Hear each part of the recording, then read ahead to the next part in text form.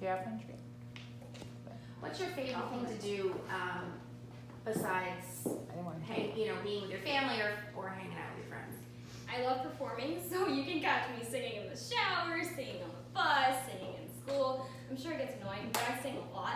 And I also love to play piano, as that's my talent. And I'm constantly immersed myself in the performing arts. And it's really encouraged me and forced me to just throw myself out there without thinking twice, because I tend to overthink things. But I just learned to just put myself out there. And usually it works out in my favor, and I learn a lot more about myself. I saw that in your resume and in your essay were the two things that I found interesting. I know you're an honor student and you work very hard to get good grades, and I've seen you, well, I shouldn't say I've seen you perform, but I know you've worked very hard. I noticed that you were involved with the Make-A-Wish Foundation. Can you tell us how that has impacted you as a young student and what was involved with that? Yes, I think the Make-A-Wish Foundation is absolutely phenomenal, and considering that I want to be in the medical fields, I think that granting wishes to young children who are going through chronic illnesses is just, it like melts my heart, and as it would anyone else's. And so what happened with that was I decided to create a fundraiser because I just felt so passionate about the cause and all the people that it was helping. I just wanted to be a part of it. And so I set up a little snack stand at a soccer event that my sister was at, and I shared the story of Make-A-Wish, and I just kind of promoted their little logo, and I got tons and tons of donations. I think I made over $300 in just being there for an hour and a half, 2 hours, just because the audience there was a bunch of children, and they could relate to the stories of the other children, and they just felt empathetic, and they just wanted to help out as well. And it just made me feel awesome, because it was nice to know that other people truly cared about the cause. I'm gonna stop just because I want to make one little adjustment. When someone asks you a question, I want you to start there, but try and finish on them. Okay. Okay, Looking at unless you feel you want to try and include someone else, then you go to them. Like she's been a little quieter, so you might say finish on her and look at her, and it might, if you feel you want to include her, it might make her feel like, oh, it's my turn. Yeah, she's your comfort judge. She's your comfort because you're looking at her. You have to look around. Mhm. It's fine to have a comfort judge, and I don't know if you are. Well, Right, so, but she's identifying. But make sure you spread the Work love. the- Spread the love. Okay. Okay. Okay. And don't worry about what their faces look like, or don't try and analyze what they're thinking. Just smile and spread the love. Okay. Sorry. What do you want to be when you grow up? I want to be in the medical field. I'm not exactly sure yet. I keep toying between a fetal surgeon and an occupational therapist, two completely different things. Wow. But I know I definitely want to be in the medical field, and helping others has been a passion of mine since I was a little girl, volunteering at soup kitchens and food pantries and with my mother. And I would love to be able to help other people, and that just makes me feel like that's where I'm meant to be. Can you name a situation in which you stepped in when you saw somebody or a peer of yours being bullied, either just defending them or, being kind to them when no one else was? There are a lot of situations of bullying in my school, and a lot of times they go unnoticed because it can be just slander of someone else's name. It could be gossiping, and that's a form of bullying, which happens a lot in high school. And so I know one time a group of girls were talking not so nicely about my friend, who I care about very much. And instead of standing up there and being the macho man and just kind of shooting them down, I decided that I would diffuse the situation, which is a lot safer, by the way. And I just kind of changed the topic, and I was like, yeah, well, maybe you don't really know them that well, maybe they were having a bad day. Just kind of easing the situation off of that person so that they wouldn't feel targeted. And I just think that hopefully it helped. How do we get teachers and adults and parents to listen when their kids are trying to tell them about bullying? I think that parents and teachers need to really take these serious concerns seriously, because although high school teenagers are going through hormones and mood swings and all these different things that affect their bodies, they really mean what they say, and you have to take them seriously, because they can lead to suicide, depression, anxiety, and serious mental illnesses that can last a lifetime. So I think that parents need to not only realize that the situation at hand is important, but the repercussions that can come without dealing with those situations. You've traveled to a few different places you mentioned. What was your favorite place and why? Barbados. It was it was wonderful there, and the waters were so blue, and it was just amazing. I actually went snorkeling in the middle of the ocean, and we were swimming with sea turtles, and I actually got bit by one, which was kind of painful, but it was really nice because I got to see all of them, and they were very pretty, and the culture there is beautiful and elaborate, and so is the food, and it was really good. Who has been the greatest influence in your life, not a family member? The greatest influence in my life would most likely have to be my 4th grade teacher. And I know that's kind of crazy because that was 4th grade and I'm in 11th grade now, but we've kept in touch ever since. She still comes to all of my plays. She came out to see my play, Bring It On, over the summer, and she's always been a constant support system for me, and she's always reached out whenever I need help, especially during my bullying situation. She was always there for me and comforting. She's like another mother to me, and I love her so much. Can you tell me a joke? No. Who's there? Banana. Banana. Banana. Banana. Banana. Aren't you glad I didn't say banana? Wait, that's It's reversed. You We're flipped gonna it. something at you that's bizarre like that, so be ready. I'm not a jokester. I'm not funny. I'm really not funny. Unless I'm tripping or something, then that's funny, but I'm not funny. I'm really not funny. I've been asked before. If you were locked in the mall for a night, oh my gosh, I would forbid, what store would you like flock to hang out all night in? And why? I'd say any shoe store will do. I love shoes. Trying them all on in like different heel heights, and especially shoes that are bigger than you. Because you know when you're little, you try on your mom's shoes. You're walking around and taking pictures in the mirror, and I just think that shoes is a really great way to express your individuality and your personality. And I think they're super fun and cute. The question in Pennsylvania 10 years ago. Yeah. And it makes me taller. Heels make me taller because I'm really short. What's your guilty pleasure? Guilty pleasure, sleeping. I don't sleep a lot as a high school student, which most high school students don't. So whenever I have free time, if I'm not busy singing, dancing, acting, playing the piano, or doing homework, or hanging out with family or friends, I'm sleeping! And that happens a lot because I need that energy to push through those anatomy study sessions. What do you see as the biggest problem facing teens today? I think the biggest problem facing teens today is bullying, believe it or not. I think that it affects over half of the population of teens, and that is a huge percentage, and we definitely can work to decrease that because it leads to such serious illnesses and such large problems in the future, and I would hate to see another one of my friends go down that path, and I'm fortunate enough to have not gone down that path. In addressing bullying, if you were to look at the entire education time frame, where would you say is the most important, impactful time to really address the issue of bullying? Is it elementary school? Is it middle school? Is it high school?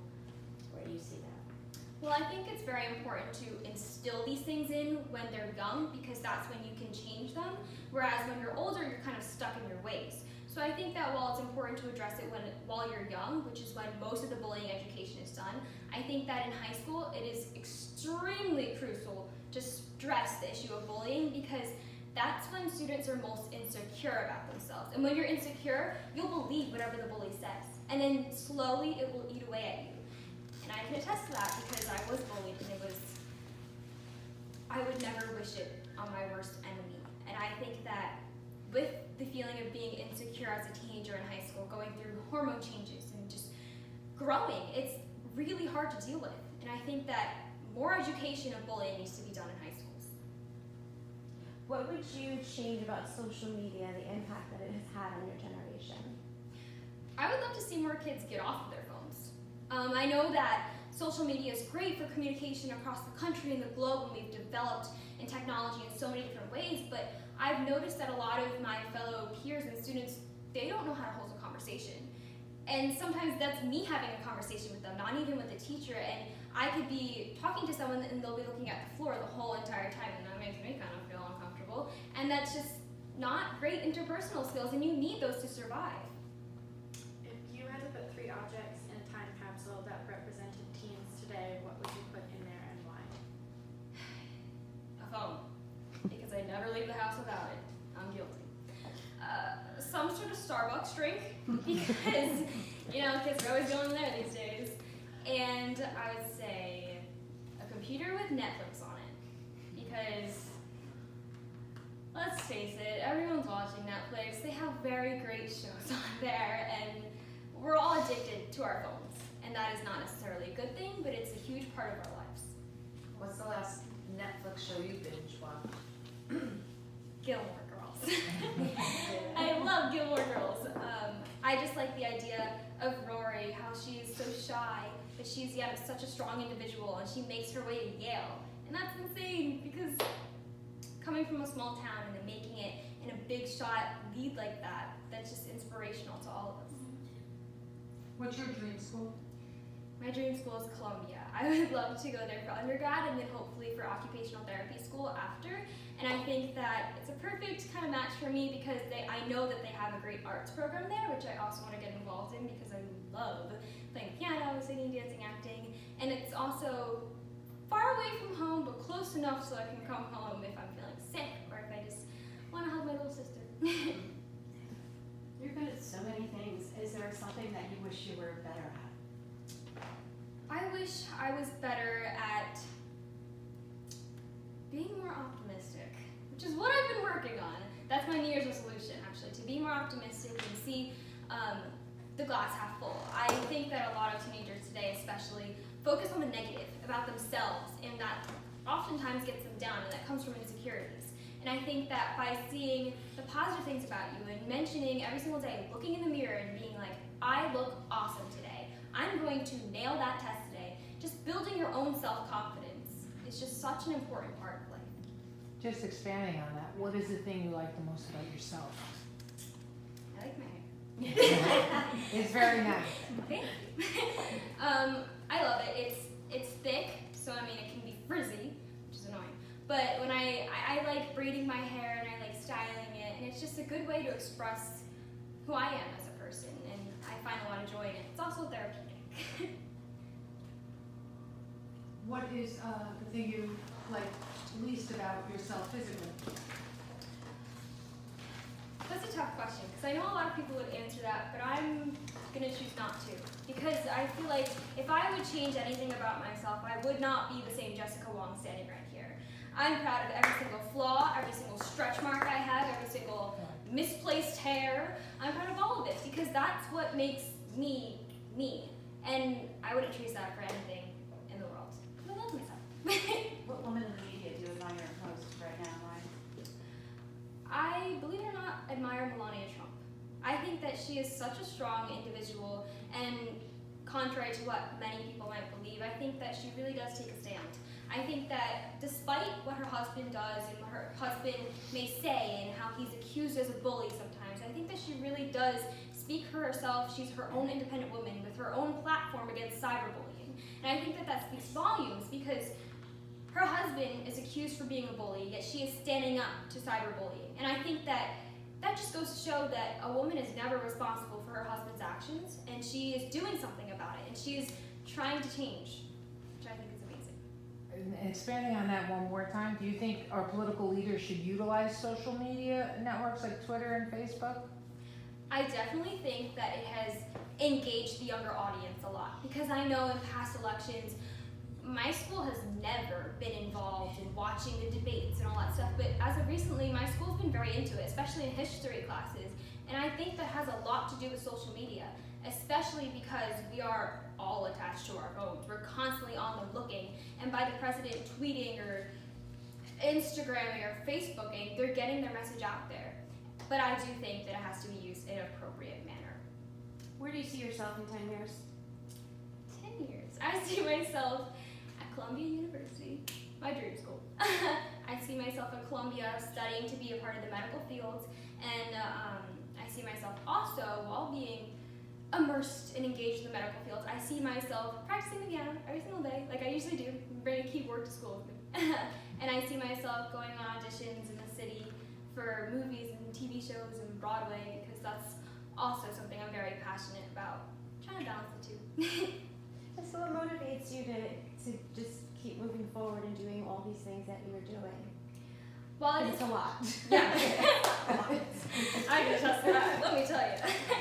But, while it is very hard at times, and I'm not gonna lie to you because I am human, I have those days where I cry in the shower and I sing sad songs because that's how I feel inside. But the one thing that really keeps me going is my little sister. She's such a ball of sunshine and she's a goofball. And so when I'm feeling down some days, just her presence just makes me feel so much better and so much more alive, and I feel like a kid again because she is younger and she has that youthful glow about her. And I love being around her because she knows how to make me feel better, and I'm really sad about leaving her for college. What is your dream role on Broadway? Well, it's a tough one. My dream role on Broadway as of right now would be Eponine in Les Mis, because I think that she just has such a tragic story to tell. And I'm a huge fan of dramatic tragedies, and I think comedy's fun. I think that having an underlying story to tell is so interesting, and it just makes the characters so much more fun to play and character study. What's the last book you read? Last book I read, probably my anatomy textbook. I don't know if that counts as a book, but it was my anatomy textbook, which was last night. I was studying for my test, which unfortunately I don't get to read as much as I would love to. And when I do read, it is on school material, but I am learning, so it's good. And I love anatomy, and just learning about the human body and enriching myself with what I want to do in the future is just getting me a head start, and I'm so grateful for those opportunities. What does success look like to you? Success, even though it's cliche, success to me is being happy. You can be the most successful person in the world, but be so messed up inside and so twisted and angry, and I just think that when I'm happy, nothing else matters. I, of course, want to achieve my personal goals like anyone else, but I think that if I'm happy and I have a good state of mind, I think that I could be unstoppable. What's the greatest lesson your mother taught you? I love my mom. She's taught me the most important thing is respect. And I think that, especially nowadays, that's something that a lot of people lack in our society, unfortunately. And I think that respect is such an important thing because respecting your elders is such a huge part of Chinese culture and tradition that it speaks volumes. Because when I hear someone call a teacher by their first name, I am appalled by that. Because that's not only rude and disrespectful, but that's just not how you address someone. And I think that respect is just such a huge part of becoming a good person with good character. Some very trendy things right now for teens are very expensive, like Canada Goose jackets and the Gucci belts and Louis Vuittons. Do you think schools should outlaw these very expensive, frivolous items in order to level the playing field and eliminate bullying among their students? I don't think that they should outlaw these things. Although it may decrease bullying, I think that in the real world, they're going to have to deal with that. Because the government isn't going to outlaw Louis Vuitton or Lululemon or North Face or any other Gucci type expensive item, because if you shelter them in high school, when they go into the real world, they're going to have to deal with these problems too. So why not expose them in high school so they can learn how to handle it and cope with it? To what extent do you think companies should be advertising to children? Or extent should they not be advertising to children? I think that if it's something beneficial to children and teens, that they definitely should be advertising to them. But I do not disagree with the advertisement of nicotine products, which has been a huge, huge part of my generation, and I disagree with it completely. I think that they are advertising to teenagers because they know that they're going to use them, because they're that's where they get their most profit. But it may not be in the best interest of teenagers and their developmental aspects at all. And I think that advertisement is okay if it's appropriate. How do you feel about legalizing marijuana for recreational use in the state of New Jersey? I think that legalizing marijuana for recreational use in the state of New Jersey would kind of make the rebellious action of a teenager using marijuana, it would demise that. And so it would give them more access to easier access without repercussions. And I think as a growing, developing teenager, using marijuana is in no way, shape, or form going to help your brain development or anything for that matter, because you can end up in a rehab facility. And I know several people who do, and it saddens me to see where they are headed and how they can't stop because they're addicted. And I think that the legalization of marijuana would allow children and teens to get away with it more easily without repercussions. If you could give yourself, your younger self, one piece of advice, what would that be? It's gonna be okay. As a child, I worried a lot and I overthunk a lot. I still do. I overthink.